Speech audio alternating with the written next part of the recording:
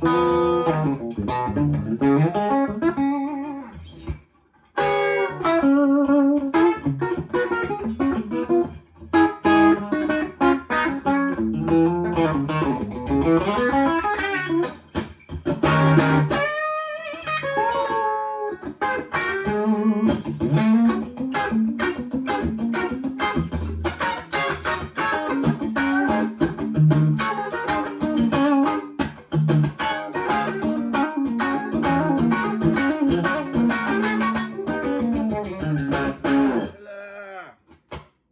friends. Uncle Larry, just checking in real quick. Wednesday morning, got the kids to school, and got another session today. And today is George Groon's, well, tomorrow is George Groon's 80th birthday. And today is my dear friend Elliot's birthday from Rumbleseed. It's a big day on 8th Avenue, friends, for all of you Nashvillers. But yeah, I also wanted to say special thanks to a dear friend of mine named Eddie Shea, who has been my guitar tech on many a gig back in the Joe Walsh days. And he's out with the Vince tour. And he gave me a sweet gift the other day. Look at this. It's an old MXR Phase 90 that has DF on it. You know what that stands for? Donald Fagen. And Eddie worked for them for a long time. And he knows what a Steely Dan fan I am. But that's the one of the phasers that Donald used to put on his Rhodes. How cool is that? Eddie's like the sweetest guy in the world. I've known him for years, loved him for years. What a sweetheart, dude. Thank you, Eddie. Man, that's awesome. What else I was going to tell you? Speaking of the Vince gig, we did our last show last Saturday at the Ryman, and last show for summer. And it's funny, like the end of a tour is like very much like the last day of school when you're a kid in school. You know, in the next, after the tour is over, the last gig, a couple days later, you meet up with the crew guys at the locker, get all your gear back. It's like cleaning out your desk at school. So I brought home all these guitars I haven't seen in months, and amps and things, and pedal boards, and it's nice to have it all back home. But yeah, it's funny how, like, you know, it's a good feeling to get all that stuff back, because when some of your gear gets held hostage when you do this, like if you're on a tour, or if you're a session guy and you've got your gear out in cartage, you know. The cartage gets delivered to all the sessions, but when it's not delivered, it's sitting in a warehouse and you can't really have access to it. So sometimes there will be an occasional moment when I'll need something out of my cartage rig and I can't access it.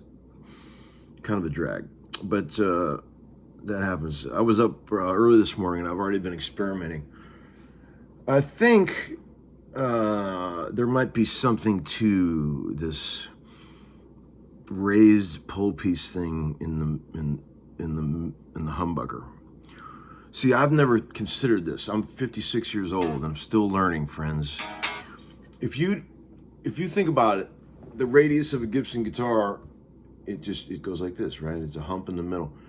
If you adjust those pole pieces on the bridge pickup to be high in the middle, on the D and the G, and then a little less high on the A and the B, and then normal on the E's, it does give a significant mid-range boost to the guitar, which makes perfect sense when you think about it. I don't have that black Les Paul Custom here to compare outside the session, but I've been fucking with my other ones, and I've noticed that just by doing that, you can hear a big increase in the sustain. Let me show you. Here, I'll show you what I'm talking about. Like, here is 57 Goldie. Look what I did. I don't know if you can see that. I sort of raised the middles a good bit, the D and the G, and the A and the B. And man, I'm telling you, man,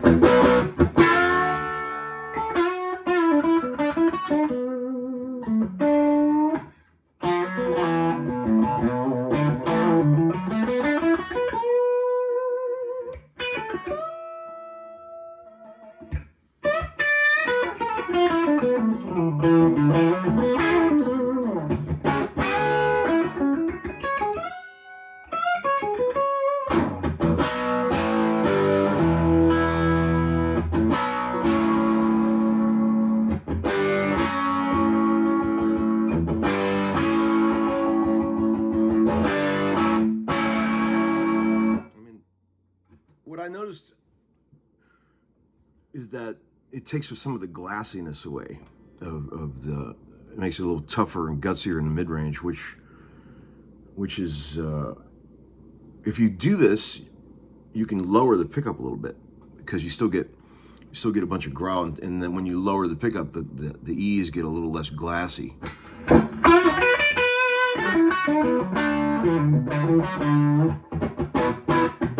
Like it stings on the top, but it doesn't hurt.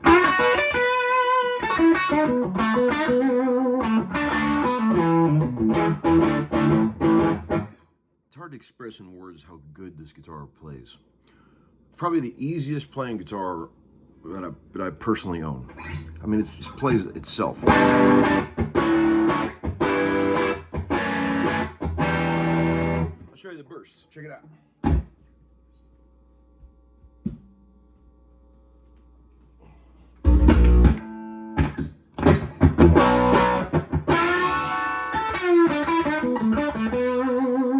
Did the same thing on this one. Jacked up those middle pole pieces, lowered the pickup just a little bit.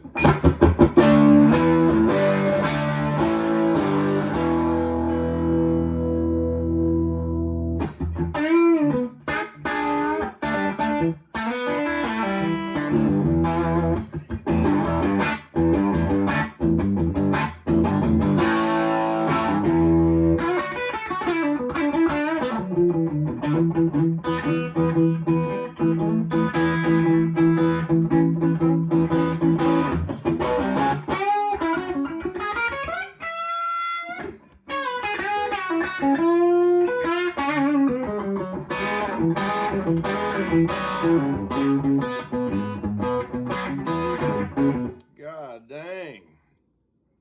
It sounds even better like this. I gotta be honest.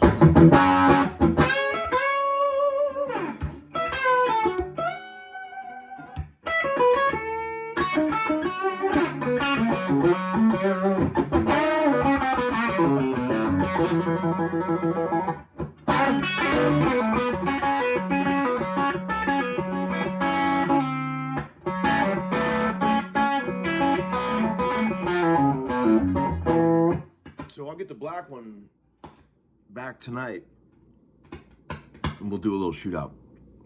Part 2 of the Path the Magic Dragon shootout. And we'll see if fucking with these pole pieces made a difference. I know you're all eagerly awaiting because you're as into this shit as I am.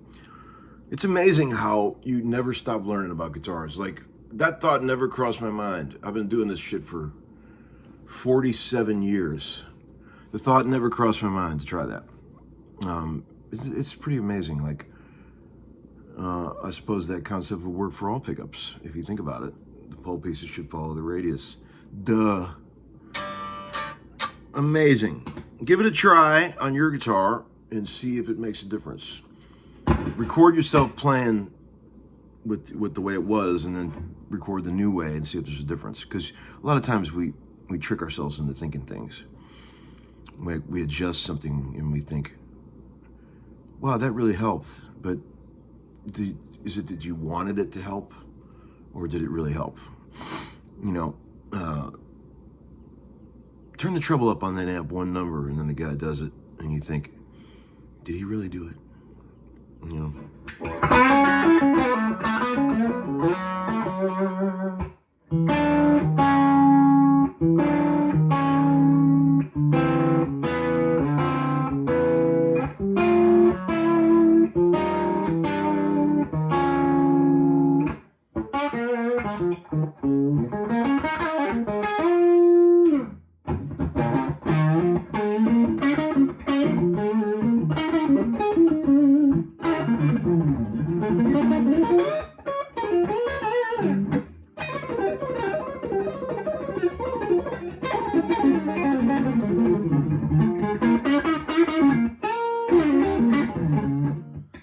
little warmed up. It takes me about an hour to really get warmed up if I start really going. Like I'm a little crusty in the morning, and all of a sudden you start really getting rubbery and loose. It takes about an hour of playing for me these days.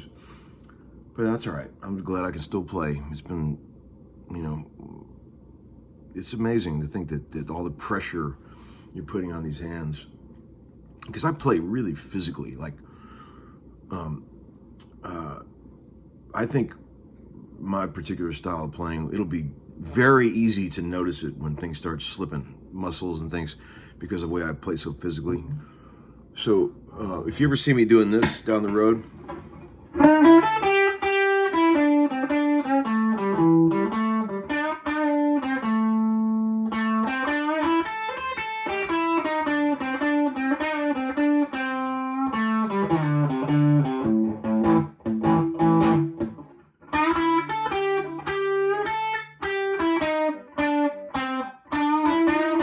you'll know what happened, okay? All right, friends, have a great day. I will see you soon. Over and out, Uncle Larry. Peace out. Call George Gruen and give him a happy birthday today. All right, bye.